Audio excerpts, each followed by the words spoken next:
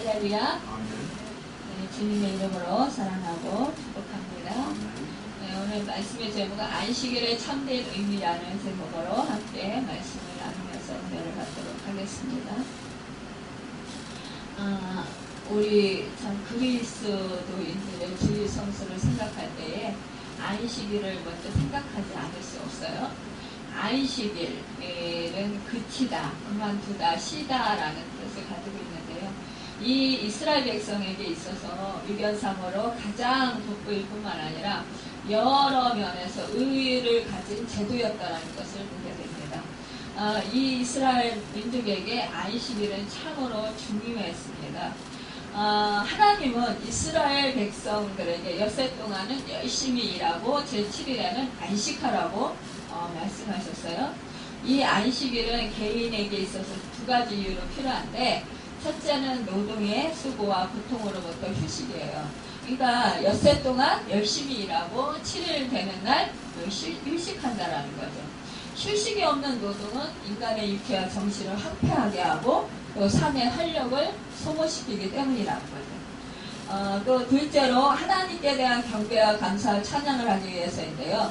안식일은 가족 공동체의 사랑과 또 결속을 가져야 된다는 거죠. 또 안식일은 인간과 하나님을 위해서 거룩한 성일이 되어야 한다는 것입니다.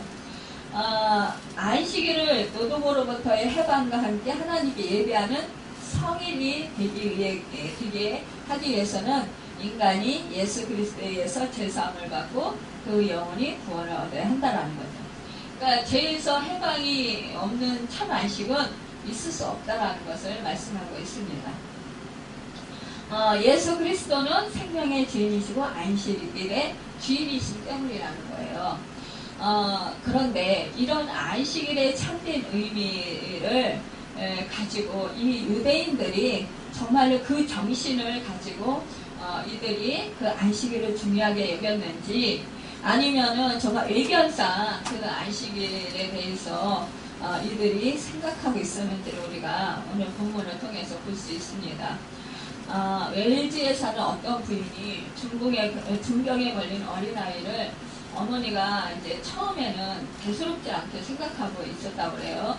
그래서 이제 며칠 후에 의사를 부르게 됐다라는 거죠. 그러는데 이 의사가 와가지고는 진찰을 하더니 아이가 이제 살아나지 못한다라는 그런 비보를 알렸습니다.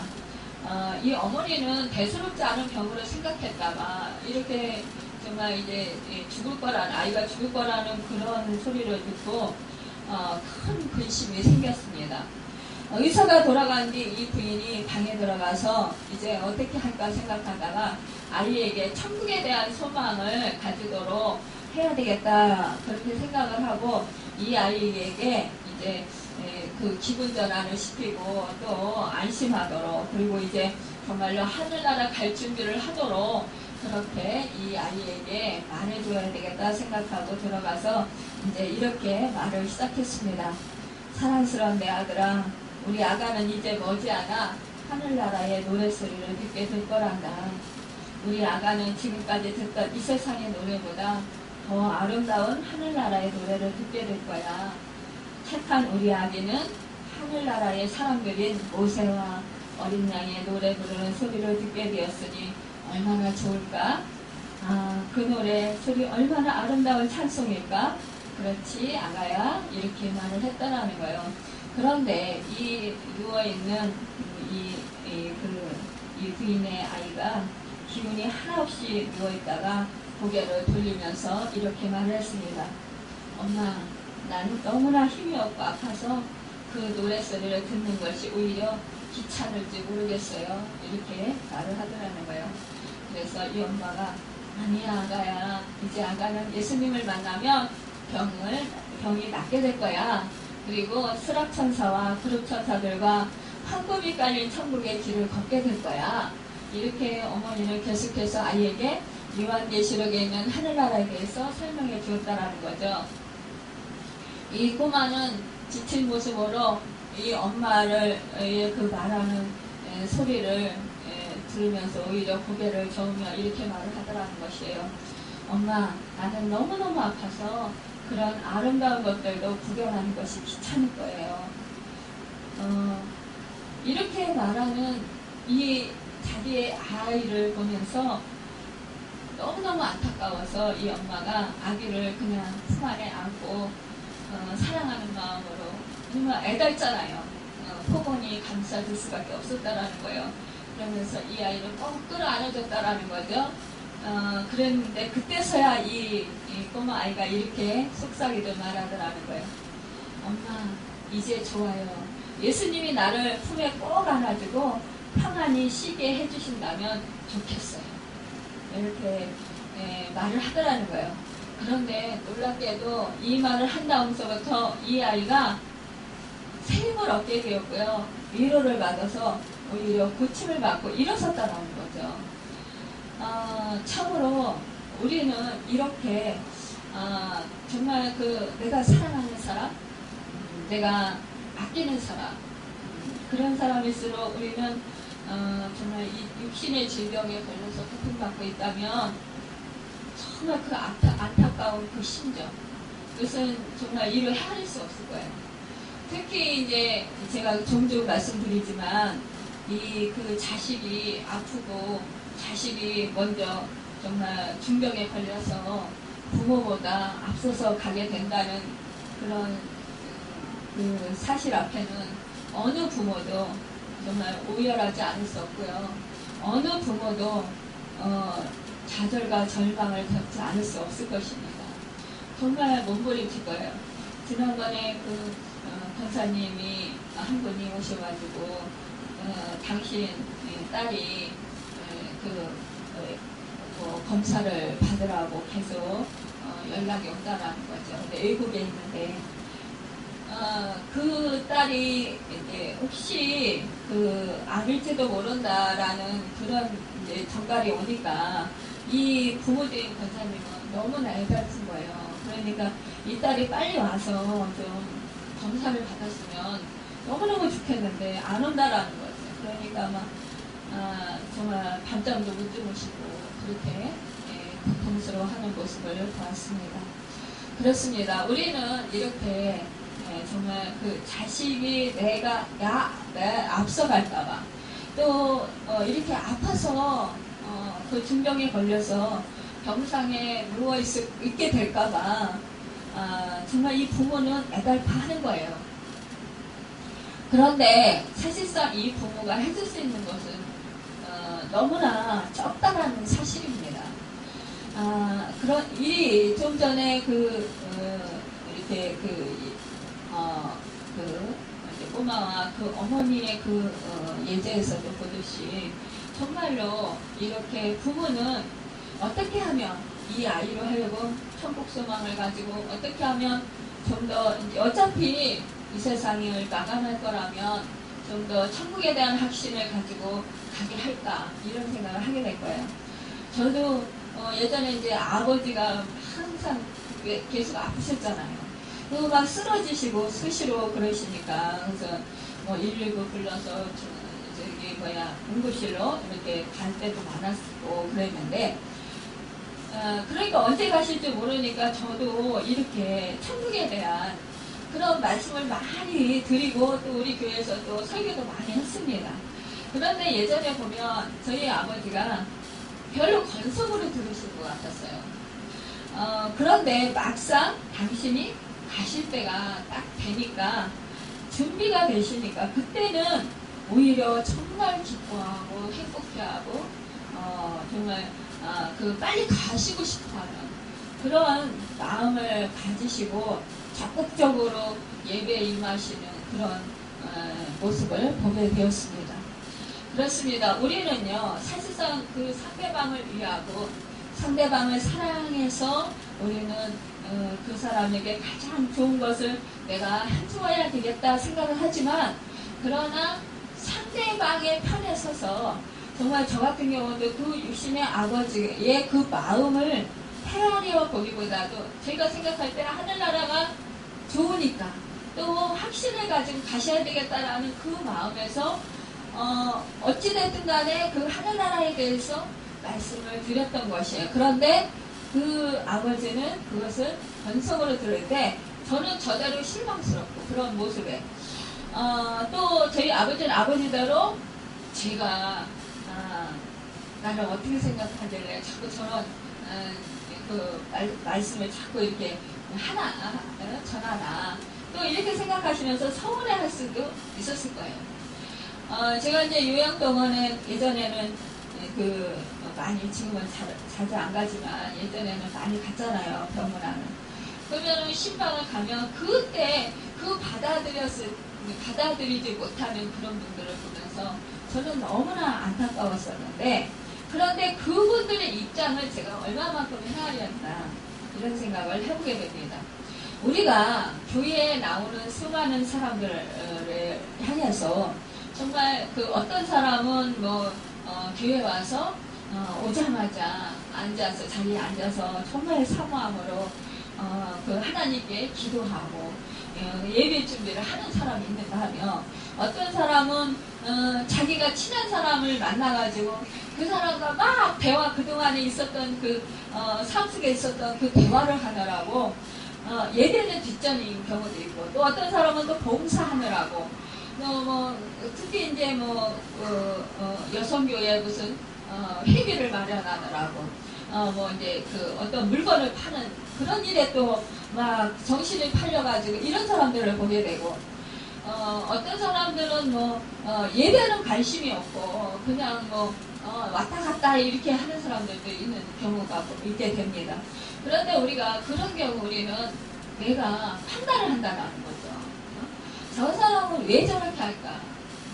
그러니까 그 사람 편에서 생각하기보다는 내 편에서 생각하고 내가 소견에 오른 대로 내가 느껴지고 내가 생각되어지는 대로 우리가 이렇게 평가를 하면서 그 사람을 얘기하고 또 비판하기도 하고 판단한다라는 것입니다.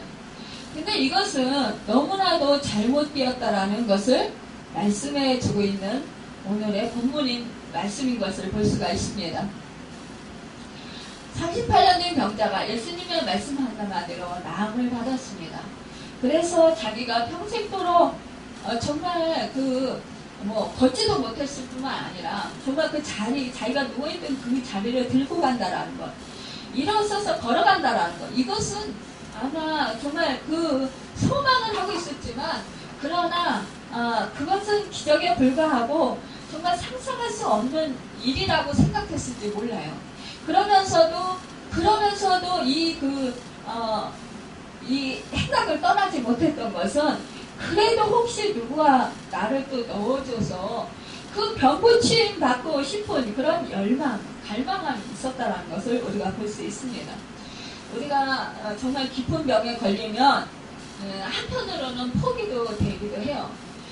내가 이렇게 살다가 이제 이대로 끝나나 보다. 근데 또 한편으로는 아니야, 내가 이대로 끝날 수는 없어. 그렇다면 내가 누군가가 정말 혹시라도 나에게 잘 이 병에 대해서 맞는 식품이나 아니면 의술이나 뭐가 있다라면 정말 내가 하나님을 만나면 고침받지 않을까? 이런 생각을 아주 정말 실오라기 같은 그런 희망과 소망을 갖고 살기도 합니다. 그런데 이 38년 된 병자도 마찬가지였을 거라는 거죠. 그러니까 이 행각을 떠나지 못하고 누가 넣어주는 사람이 없다라는 그 불만을 가지고 있으면서도 그러면서도 행여나 혹시나 하는 그런 그 마음의 그 소망, 그 마음 속에서 기대감, 이거를 전혀 버리지 못하고 있었던 것을 볼 수가 있습니다.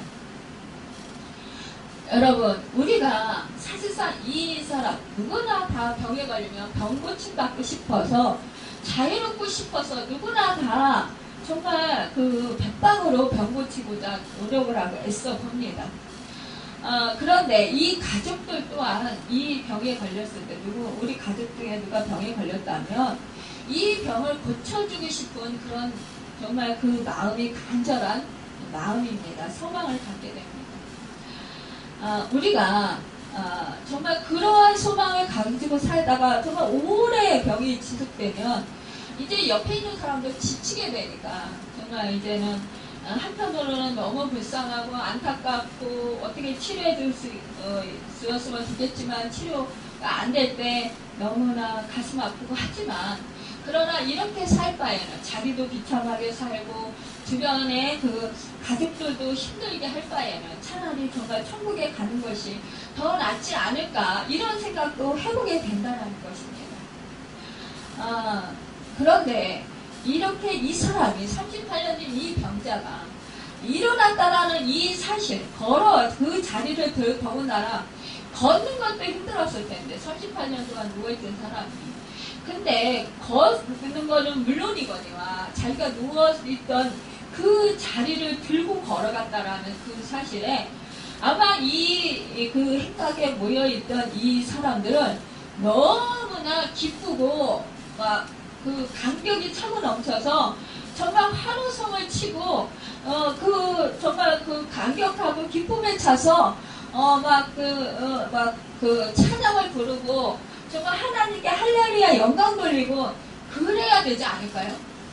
기쁨의 찬양을 들고 막 기뻐 뛰면서 막 얼싸안고 정말 막 춤을 춰야 되지 않을까요? 우리 가족이 만약에 이러한 중병에 걸렸다. 아니, 조그만 병이라도 그래요. 우리가 치료받고 나면 너무나 행복하고 너무나 기쁘잖아요. 그래서 다 같이 춤추고 노래 부르고 싶은 그런 마음 있잖아요. 그래서 다 같이 기뻐하게 된다는 거예요. 그런데 오늘 이 본문에서 보면은 이 베데스다 못주에 있었던 유대인들은 그리하지 않았다는 거예요. 기뻐하기는커녕 오히려 이 38년 된 병자를 오히려 책망하고 오히려 비난했다라는 것입니다. 비판했다라는 거예요. 참으로 이거는 믿지 않는 사람이라 할지라도 이것을 이해하기 힘든 일이다. 이 병자가 나은 것을 기뻐하지 않고 정말로 축하하지 아니하고 오히려 비판하고 비난했던 것은 그날이 바로 유대인의 안식일이었기 때문이라는 거예요. 그날에는 병을 고칠 수 없었고요. 자리를 들고 걸어가는 일을 도무지 할 수 없게 규정이 되어 있었습니다. 안식일 규정에 의해서요. 정말로 이 38년 된 이 병자가 이렇게 나은 것은 너무나 기뻐할 일인데 이 사람들은 오히려 이 병자의 나음이 불편했던 거예요. 오히려 마음이 상했던 것입니다. 여러분, 우리가 인간이라면 이거는 정말 그 기본적인 그런 마음, 그 기본적인 그 뭐라 그럴까요? 그 생각에 의해서 도무지 이거는 이해할 수 없는 일이라는 것입니다. 여러분, 그렇다면 우리 기독교는 생명의 종교예요. 그런데 이 기독교가 오히려 이 안식일을 범했다라는 이유로 이 38년 된 병자가 나은 것이 잘못되었다라는 것, 자리를 들고 일어서서 걸어간다라는 것, 고침받았다라는 것, 이것이 잘못된 것이라면 이것은 오히려 생명을 죽이는 일이죠. 이것을 생각할 때 정말 이 하나님의 참뜻, 안식일의 참뜻에 대해서 이 유대인들이 얼마나 잘못 생각하고 잘못 알았던가를 우리가 볼 수 있습니다. 그 원어 성경에 보면 그 안식일인데 이 안식일에 대해서는 사박한 에스틴이라고 되어 있어요. 오늘은 그리고 덧붙이기를 옳지 않다 들고 가는 것은 침상을이라고 했어요. 이렇게 순서가 되어 있는데, 그러니까 헬라어는 강조하고 싶은 단어는 주어이든 아니든 상관없이 가장 앞에 내어놓을 수 있다는 거예요. 그러니까 지금 유대인들에게 가장 먼저 눈에 들어온 것은 오늘이 안식일이다. 그래서 아무 일도 할 수 없다. 그런데 왜 했느냐? 그리고 예수라는 사람이 누구길래 왜 그 병자를 안식일에 고쳐주었느냐는 거예요. 다른 날 고쳐주지 왜 안식일에 고쳐줬느냐. 그들의 관심은 오히려 그냥 율법, 그 율법에 고정되어 있었다는 거예요. 생명을 생각하지 않아요. 이 사람의 고통을 생각하지 않았다는 거예요. 38년 동안 정말 이 한순간이 괴롭잖아요. 생각을 해보세요. 38년이라는 기간은 그 인생의 그 반생이에요. 빨리 죽는 사람은 38년 이전에도 죽잖아요. 제가 40에 인격적인 하나님을 만났어요. 근데 25살 후반서부터 이제 제가 몸이 후들후들 떨리고 몸이 안 좋기 시작했었어요. 그러니까 40이라고 하면은 25, 26이라고 쳐도 14년, 15년 동안은 저도 아주 깊은 병 중에 살았습니다. 그런데 하나님을 만나서 그래도 물론 이제 병이 완전히 치료된 건 아니지만 그래도 마음에 기쁨이 있고 소망이 생겼고 정말 생명력이 넘치게 되더라고요. 몸은 안에 불편했지만 그 정신이나 영은 기쁨에 차 있었다. 그런데도 정말 그 오랜 세월, 그 고통 속에서 살아온 세월이 너무너무 지긋지긋하고 너무너무 정말 힘든 세월이었습니다. 근데 이 38년이라는 이 기간은 죽음 같은 고통이었다는 거예요.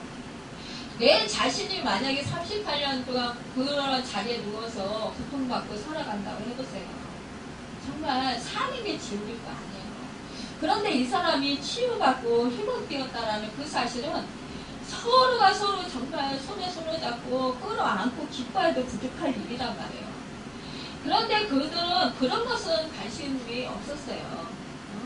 이 38년 동안 이 고통의 자리에서 신음하고 살았던 이 사람에 대해서는 전혀 관심이 없었다는 그저 법을 어긴 거에 대해서만 원통하고 비통했던 거예요.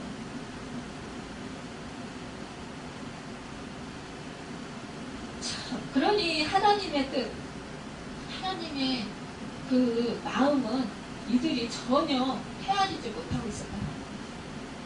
그저 외관상 드러나는 것, 법을 어기면 이제 하나님께 죄를 진다 이렇게 생각을 해서 이들은 그 법을 철저히 지켜야 된다라고 생각한 거예요. 여러분, 많은 사람들이 예수님을 율법으로 믿을 경우로 이렇게 정지하게 된다는 거죠. 많은 사람들이요, 그 주님이 정해놓으신 그 법을 잘 지켜야 제대로 믿는 것이라고 생각을 하는 거예요. 물론 법을 잘 지켜야 돼요. 우리 나라에서도요, 우리가 법을 잘 지켜야 질서가 잘 지켜지고 그래야 평안합니다. 그런데 그 법보다 앞서는 것이 있다면 그것은 바로 생명이라는 거예요. 여러분, 유대인들은 안식일에 아무런 일도 하지 않을 것을 보장하기 위해서 일에 대한 39가지 조항들을 만들어 두었습니다. 그리고 그 각각의 끝없는 세부 목록을 덧붙여서 놓았습니다. 예를 들면 마른 무화과 열매의 무게나 그보다 더 무거운 것은 참으로 짐으로 규정했던 거예요. 그래서 그 무화과 반쪽을 들고 다니는 것은 허용되었지만 만일 그것을 놓았다가 다시 들어올리면 무화과 한쪽을 들어올리는 것이 되어서 법을 어기는 것이 되었다. 그 안식일에요, 엘리베이터요, 이것도 이렇게 단추 누르는 것도 안 누른다고. 호텔에 가서요, 유대인들이요, 단추가 안 누르는데 그것도 일이라고. 그리고요, 그 안식일에 유대인 간호사가요, 평상시에는 자기가 와서 환자들은 혈압도 재고 다 해요. 주사도 그렇고. 그런데 이 안식일에는 다른 나라의 간호사를 데리고 와서 그 간호사에게 불러주고 다른 나라의 간호사가 적게끔 하는 거예요. 자기는 안식일을 범하지 않는 거예요. 이것은 물론 안식일을 거룩하게 지키라, 우리 하나님이 명령하셨어요. 그런데 안식일의 참 뜻을 모르는 거라는 거죠. 안식일이 왜 주어졌냐? 하나님께서 창조하신 인간을 쉬게 하려는 거예요. 그리고 하나님의 은총을 나누어 주려는 것입니다. 하나님의 사랑의 목적으로 안식일은 생겨난 것이에요. 어떤 것은 하고 어떤 것은 하지 말아야 하고 이것은 죄고 저것은 이렇게 해야 한다라는 법을 알려주기 위해서 안식일이 생겨난 것이 아니라는 거예요. 하나님께서 주신 생명, 하나님의 형상대로 지음받은 인간의 생명이 법보다 먼저 왔다라는 거예요. 사람 나고 법이 났지 법 나고 사람 나지 않았다라는 거죠.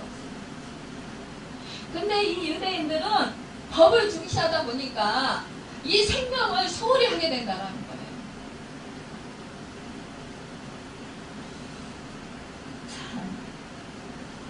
거예요.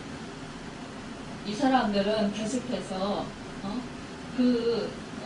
법을 소중히 여겨서 이 38년대 이 병자가 낫게 하니가 도대체 누구냐 이거를 알아보기 위해서 혈안이 되었던 것을 볼 수가 있습니다. 그러니까요, 이 병자가 나은 것에 하나님께서 낫게 해주신 것에 안식일은 하나님이 우리에게 자유를 주시기 위해서거든요. 평안을 주시기 위해서, 쉼을 주시기 위해서거든요. 이 38년 동안 병자로 신음하고 고통당하고 죄에 매여있던 이 사람을 죄에서 풀어주고 38년 동안 그 고통받던 그 고통에서 풀어준 것, 해방시켜 주신 것, 자유를 주신 것, 이것이 바로 안식일의 참 의미라는 거죠. 참 생명을 얻게 하신 것. 그런데 이들은 그렇게 생각을 하지 않았다라는 것입니다. 여러분, 우리가요, 법을 자꾸 따져내면 굉장히 강박한 사람이 있어요. 이기적인 사람이 있어요. 아주 편의적인 사람도 있어요. 편파적인 사람도 있어요.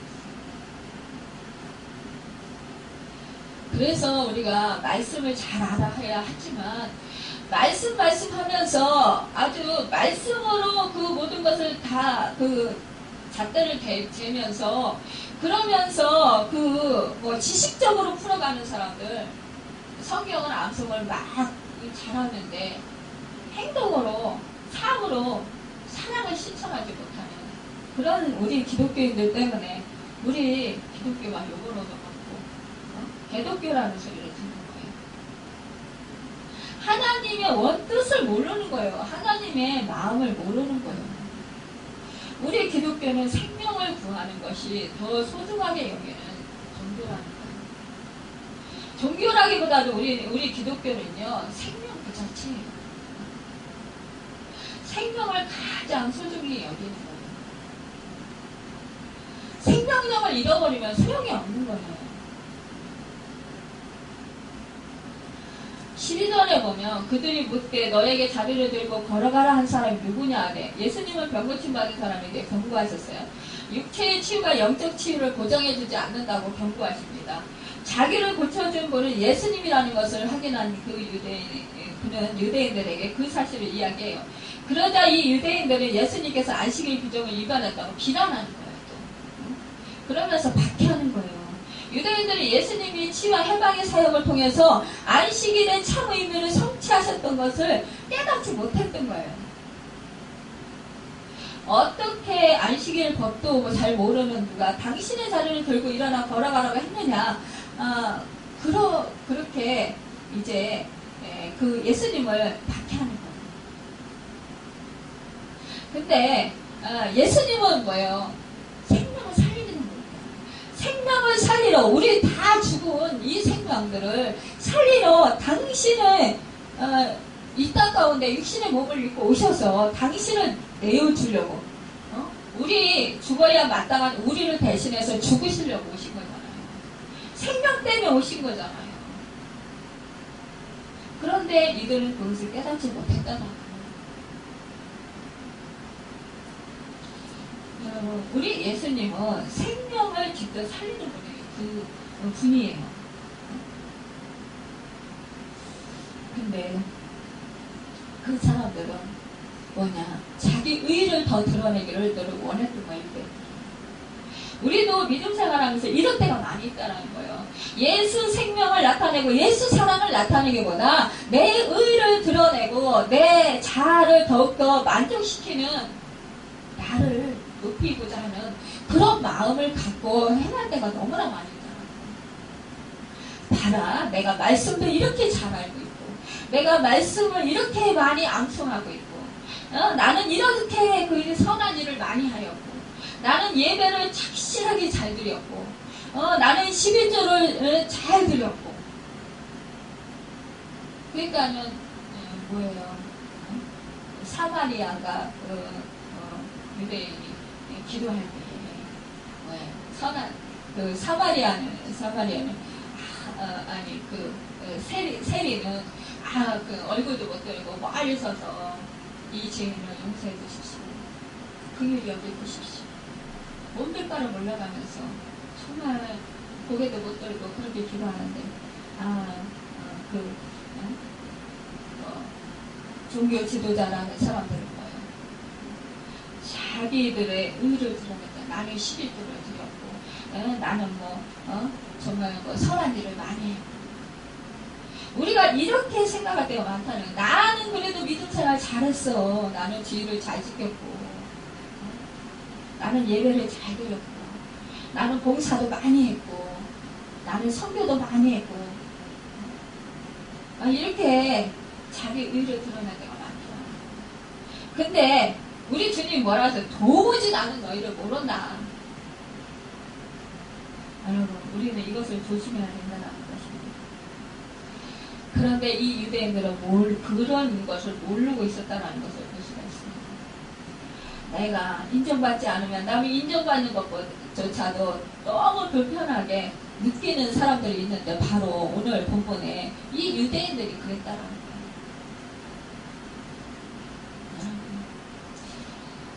우리는 이리 하지 말아야 된다는 것을 오늘 말씀에서 깨닫습니다. 여러분 38년 된 병자를 만나면 그날이 안식일이건 아니건 당장 그 사람을 치유하고 살려놓아야 하는 것이 정말 우리 기독교잖아요. 우울에 빠진 양이 있으면 안식일이든 아니든 건져놓아야 된다고 주님이 말씀했잖아요. 근데 짐승은 빠지면 건져놓으면서 왜 사람은 그렇게 38년 동안 그렇게 왜 고통당하고 병들어서 누워있는 사람 고쳐준 것이 자유케 한 것이 무엇이 죄냐는 거예요. 근데 이 유대인들은요 예수님이 그 안식일을 병자 고쳐줬다는 것 때문에 늘 이렇게 예수님을 그냥 책망하고 핍박하고 박해하고 그랬던 것을 볼 수 있습니다. 참으로 우리는 그리하지 말자고요. 예수님께서 그래서 이렇게 말씀하십니다. 나로 인하여 실족지 않는 자는 복이 있다 라고 말씀하시는 거예요. 우리를 드러내지 않게 되기를 바랍니다. 우리 그렇게 되면 예수님을 놓치게 될 것이고 예수님을 걸림돌로 만날 수밖에 없게 될 것입니다. 얼마 후에 예수님께서 그 38년 된 병자를 성전에서 다시 만났어요. 그리고는 이렇게 말씀합니다. 보라 내가 나왔으니 더 심한 것이 생기지 않게 다시는 죄를 범치 말라 하시니 유대인들은요 당시 질병에 걸린 사람들은 모두 죄의 결과라고 생각을 했어요. 문둥병에 걸렸다면 그 사람은 큰 죄를 지은 것이 틀림없다라고 생각했습니다. 그래서 그 가족조차도요 접근하지 않았어요. 물론 죄의 결과로 인해서 질병에 걸릴 수 있습니다. 또한 하나님의 특별한 뜻이 있어서 또 병에 걸릴 수도 있는 거예요. 그 소경이 나면서부터 소경이 그 병자를 고쳐주셨는데 제자들이 묻잖아요. 이 소경이 누구의 죄 때문입니까? 그러니까 하나님의 있는 영광을 위해서 이렇게 한 것이다라고 말씀하시잖아요. 그러니까 우리가 모든 병은 다 죄로부터 온다라고 볼 수는 없는 것입니다. 우리의 믿음을 키워주기 위해서 그 병을 잠시 우리에게 허용하실 수도 있는 거예요. 그런데 이 38년 된 병자는 이제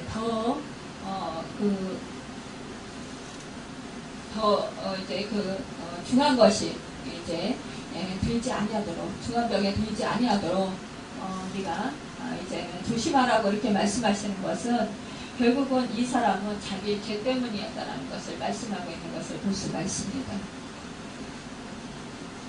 여러분, 이것은요, 육신의 병이 치료받았다고 해서 영적인 병이 해결되었다는 것을 말씀하고 있는 것은 아니라는 거예요.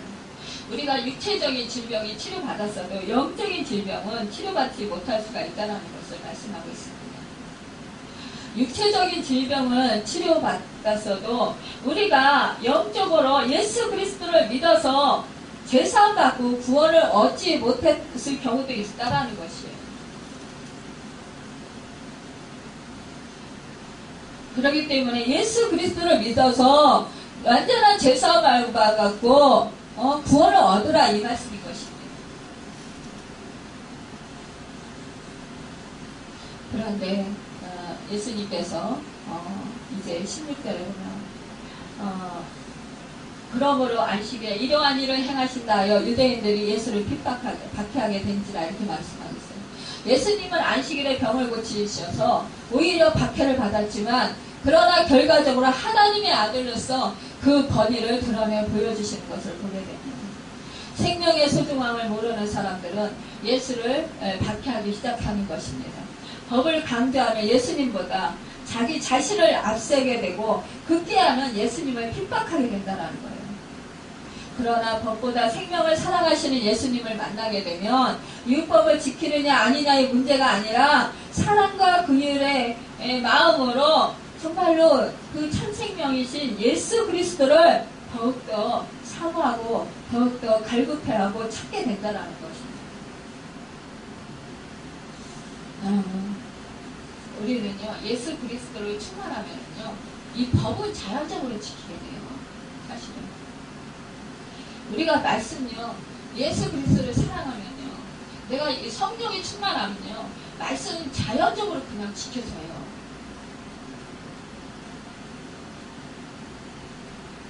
우리는 지식적으로 믿음 사랑하지 말잖아요. 우리는 정말로 예수 그리스도를 사랑함으로 믿음으로 우리는 신앙생활을 하잖아요. 그래서 참된 주님의 사랑과 생명력이 넘치면 우리는 어느 곳에 가든지 내가 말하는 것이 주님이 말씀하시는 것처럼 백가라는 거예요. 내가 그냥 생각했어도 그것이 그대로 이루어지고 또 말한 것이 그대로 이루어지는 것. 이것은 바로 내 안에 예수 그리스도가 충만해서 내 주인이 예수 그리스도이기 때문에 나는 도구로 쓰임받는 거예요. 나는 죽고 없어졌기 때문에. 그래서 예수 그리스도의 그 영광인 생명의 법이 나를 통해서 나타나는 거예요. 내가 말씀을 잘 모른다 할지라도 성령님께서 그 하나님의 말씀대로 살도록 인도하시는 거예요. 말하도록 그렇게 나를 주관하시는 거예요. 나도 모르게 한 말이요. 성령님이 하신 말이에요. 하나님 뜻대로 하게 한 말이에요. 그래서 그 역사가 일어나는 거예요. 나는 그냥 무심코 한 것 같은데 그 말씀이 하나님이 나를 통해서 하게 하시는 거예요.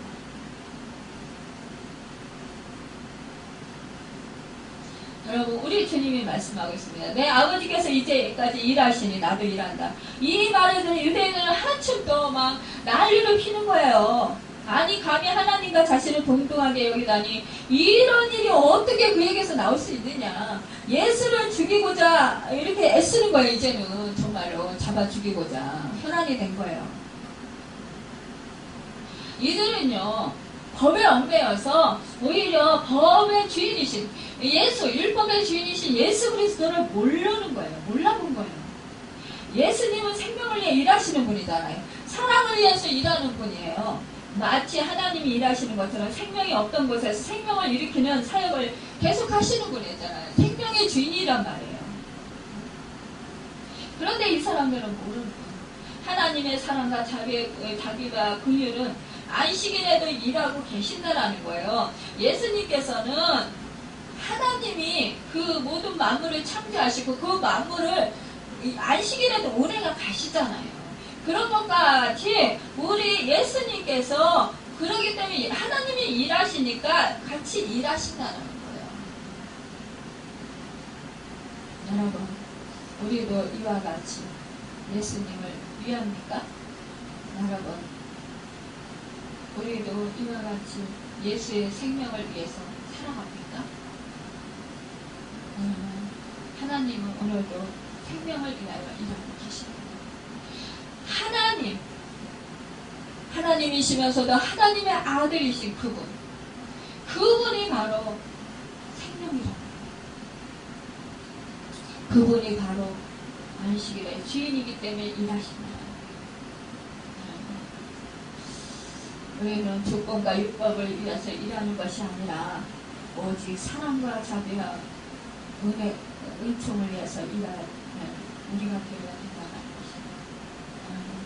정말로 그 예수 그리스도 그분만을 높이면서 그분 하나님과 동등으로 삼으셨다 해서 정말 그 예수님을 지책하는 것이 아니라 그분이 바로 하나님이심을 인정하고 우리는 그분의 뜻에 따라서 그분의 말씀에 의지해서 우리가 살아야 된다는 것입니다. 안식일의 참된 의미는 예수 그리스도 그분이 영광을 받으시고 하나님이 영광을 받으시고 생명의 주인이신 그분을 높이는 것이라는 것입니다. 생명의 주인이신 그분을 우리가 섬기는 것입니다. 그 사랑을 실천하는 것입니다.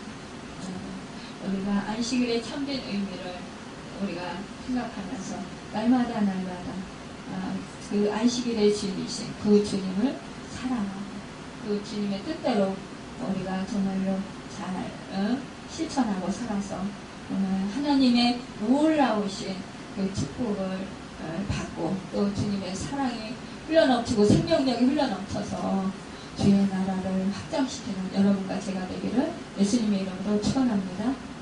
기도하겠습니다.